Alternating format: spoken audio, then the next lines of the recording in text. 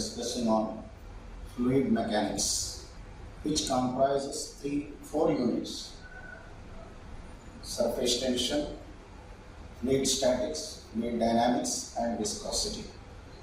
Fluids, when we talk about fluids, we want the study of various parts, getting the force and its details. But in case of solids, we are thinking about certain piece of matter. Therefore, to know about the forces at every points, instead of force, we are using the concept of pressure, and instead of mass, we are using the concept of density. However, the fluids studied, they are divided into four units, majorly to the properties of fluid at rest, that fluid statics, this fluid dynamics. Fluid statics classified into hydrostatics and surface tension are the two different parts. Again, as fluid dynamics, the two parts, fluid hydrodynamics and viscosity.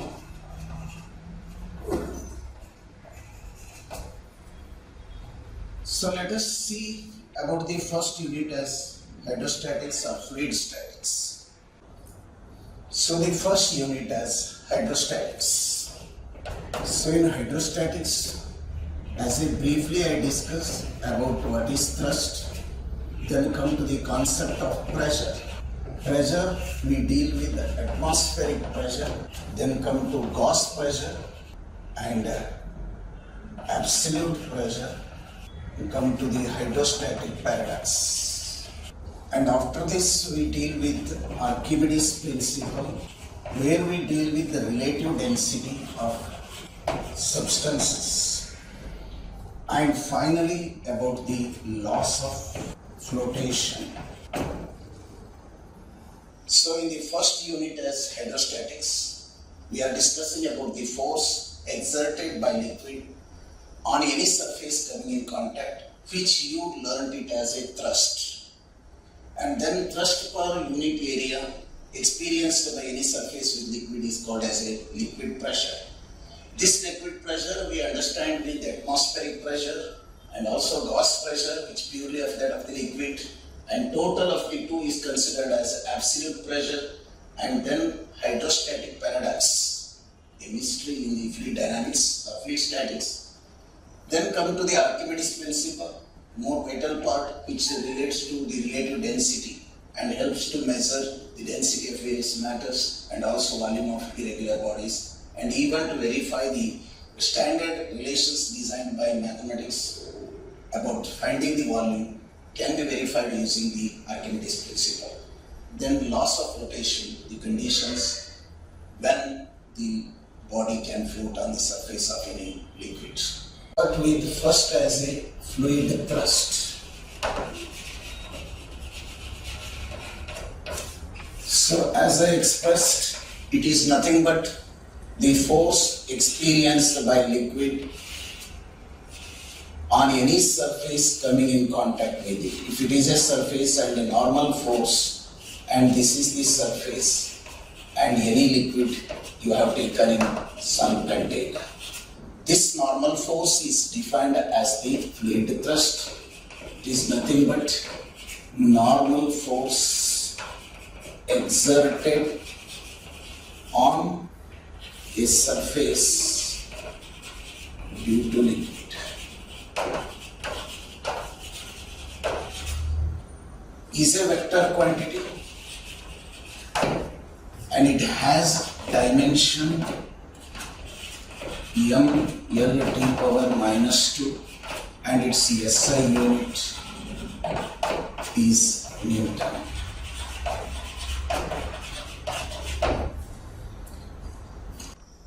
I come to the second quantity as a liquid pressure.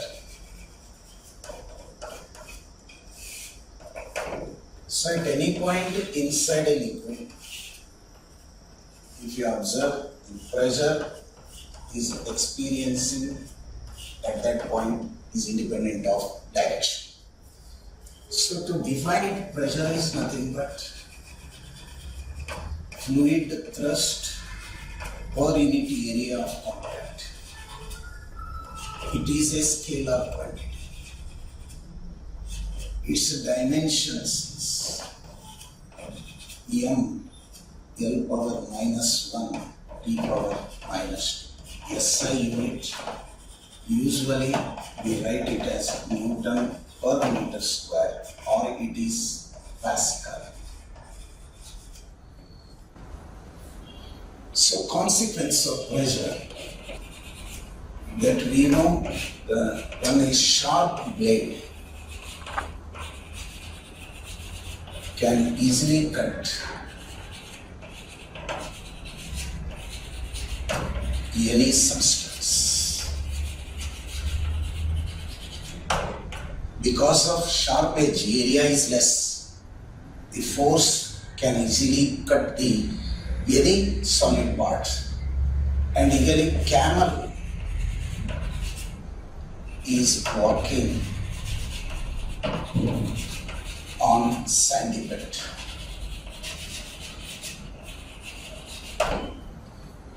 Two. And now coming to the concept of Gauss pressure. In this, pressure at any point inside a liquid depends on the two quantities, directly with the density of the substance and directly with the depth of the point from the free surface of the liquid, and combining together you have a relation rho g h, where g is acceleration due to gravity. And at the total pressure, when we talk total pressure, is nothing but the pressure due to atmosphere plus this Gauss pressure rho gh is considered as a total pressure at any point inside a liquid. Hydrostatic paradox. Meaning is here irrespective of the base area of the container for a given liquid. If height of the liquid is same, then pressure acting at the base of the container remains same, or it is constant. For example, you can take the different shaped containers. So the shape may be like this. This may be the liquid, and maybe cylindrical one, another. So height same, this may be liquid. And you can take the cone shape also. If the height of liquid, density same, property of liquid same, height same,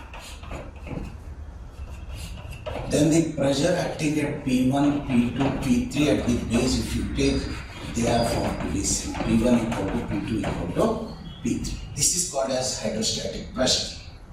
Hydrostatic pressure, as hydrostatic paradox, we come to know irrespective of the base area, the height of the liquid same in containers of different shapes, and also the liquid same, then the pressure acting at the bottom of the base of the container same. Now coming to the atmospheric pressure.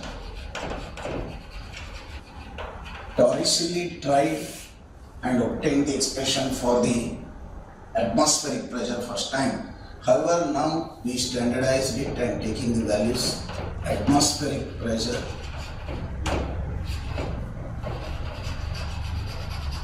(1 atm) is equal to 760 millimeter of mercury, or it is equal to 1.013 into 10 power 5 Pascal.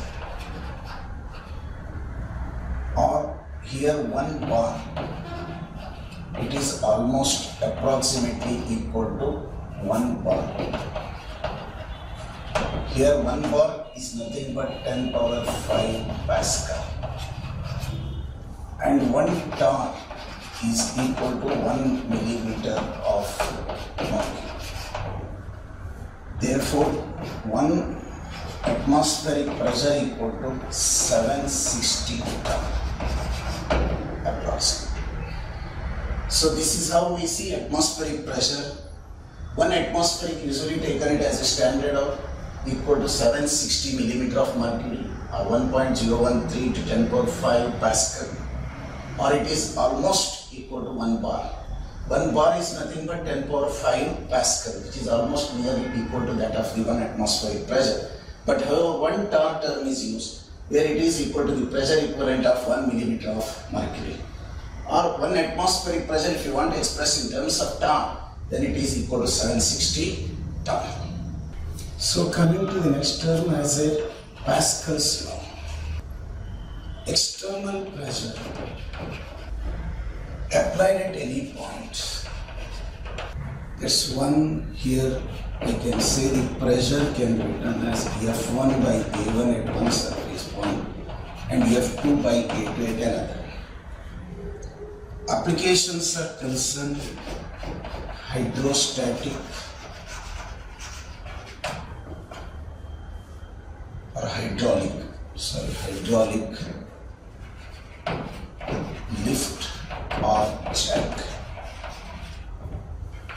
hydraulic press, and also hydraulic brakes. So it is very important point in hydrostatics that Pascal's law suggests. Whenever you give small changes in the pressure at any point of a liquid without diminishing, it is taken to every point of the liquid. And that concept is named as a Pascal's law. At one point of any container closed column of liquids, if it has two arms, at one arm the area may be A1 and force you can apply may be F1. And the same is transferred to the other side here, the area may be B2 and force may be F2. Without diminishing, the quantity remains same, the pressure is same, F1 by A1 equal to F2 by A2. So here hydraulic lift or jack, we can talk that it is very difficult to lift a car or a bus. You can lift by your finger a car with the help of this Pascal's law. Why? Because if base area is increased, force automatically increases. So your finger may have less area. If you design a system of this time, you decrease the area, force decreases. But at the alternate side, increase the area where the bus is standing. So you keep the bus or car on that and force also increases. Automatically that will be lifted. That's the principle used in hydraulic lift or jack using the Pascal's law. And again coming to hydraulic press is pressing the items that used in printing press. Or hydraulic brakes, you are saying that a driver can apply a brake for the small portion of area in the brake system. But that force is taken equally to all the wheels of the vehicle without diminishing, that helping without skidding the vehicle can come to stop.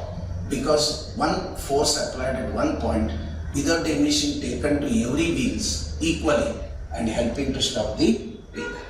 This is what the application we taken the simple two, hydraulic lift or jack or hydraulic brake.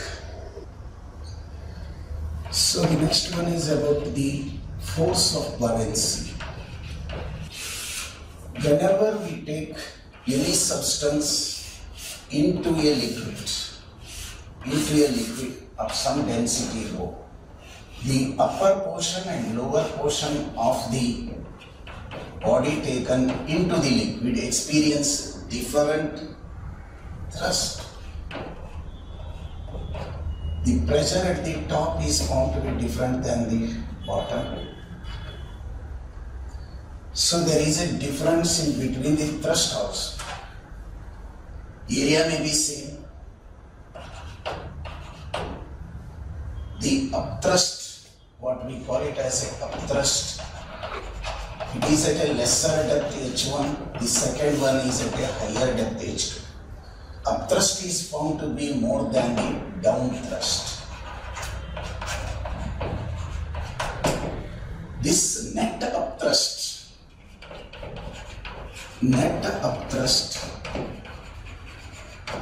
the body experienced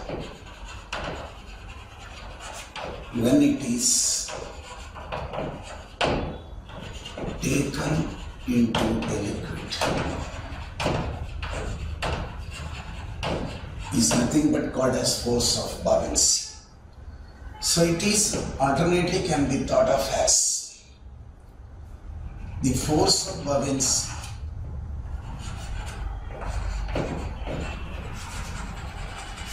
is equal to apparent loss of weight of the body,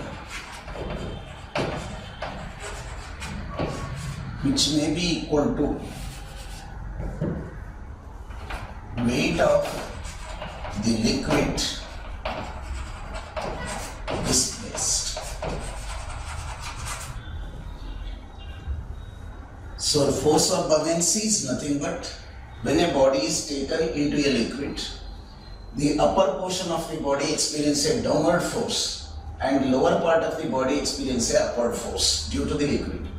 However, because of different depth of the surfaces, upper portion has a less force compared to the down. Therefore, there is a body when we take into a liquid appears to be weighing less. There is an apparent loss of weight of the body, it is called as. And it is shown to be equal to weight of the liquid displaced by the body. Because when we take a body into the liquid, so it will displace the equal volume of liquid out. If you measure the weight of that liquid, that is equal to nothing but force of buoyancy. Sixth one, we come to the Archimedes principle. This principle states that whenever a body is partly or completely taken or immersed into a liquid, it will displace equal volume of liquid. But apparent loss of weight of the body,